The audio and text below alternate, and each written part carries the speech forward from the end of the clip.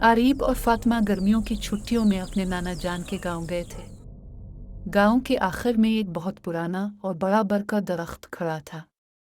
इसकी टहनियाँ इतनी मोटी और लंबी थी कि वो एक छोटा घर बन सकता था। यह दरख्त 200 साल पुराना है, नाना जान ने कहा, लेकिन फिर अपनी आवाज़ धीमी करके बोले, लेकिन बच्चों, सूरज ढलने के बाद इसके करीब मत जाना। क्यों नाना जान? आरीब ने बेचैनी से पूछा। कहते हैं रात को ये दरख्त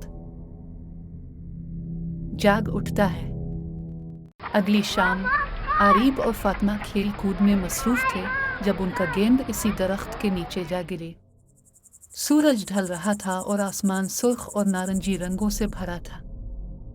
मैं ले आता हूँ, आरीब ने कहा। जैसे ही वो दरख्त के करीब पहुंचा, एक अजीब सी आवाज आई, खड़ खड़ खड़। दरख्त की पत्तियां हुआ के बगैर हल रही थी। फातिमा, ये देखो, आरीब ने आवाज दी। दोनों बच्चे करीब आए तो देखा कि दरख्त के तने में दो बड़ी सी आंखों जैसे सुराख थे जो चमक रहे थे। अर्ग, ये हमें देख रहा है, फातिमा कांपते हुए बोली। तभी दरख्त की जड़ों से धीमी धीमी आवाज आने लगी, मेरा खाना वापस कर दो। क्या खाना? आरीब ने हिम्मत जमा करके पूछा। तभी दरख्त के पीछे से एक छोटा सा खरगोश निकला, फिर दूसरा, फिर तीसरा। ये हमारा घर है, एक खरगोश ने कहा।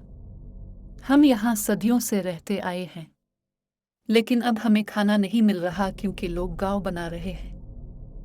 वो चमकती आंखें? फातिमा ने पूछा। वो जुगनू हैं जो हमारे लिए रात को रोशनी करते हैं, छोटे खरगोश ने कहा। दरख्त की आवाज़ दरअसल इसके अंदर से आ रही थी जहाँ खरगोशों का ख़ानदान रहता था। आरीब और फातिमा को बहुत खुशी हुई कि ये कोई डरावना भूत नहीं बल्कि प्यारे जानवर थे। हम तुम्हारी मदद करेंगे, दोनों ने कहा। अगले दिन उन्होंने नाना जान को सब कुछ बताया। नाना जान मुस्कुराए और कहा, मुझे पहले से पता था। मैंने इसलिए तुम्हें मना किया था कि तुम खरगोशों को परेशान ना करो। अब हर शाम आरीब और फातिमा दरख्त के नीचे जाते, खरगोशों के साथ खेलते और उन्हें गाजर और पत्ते लाकर देते। दरख्त की आंखें अब भी रात को चमकती थी, लेकिन अब वो खौफ की नहीं बल्कि दोस्ती की निशानी थी। कभी कभी जो चीज़ें डरावनी लगती हैं, वो दरअसल मदद की पुकार होती हैं।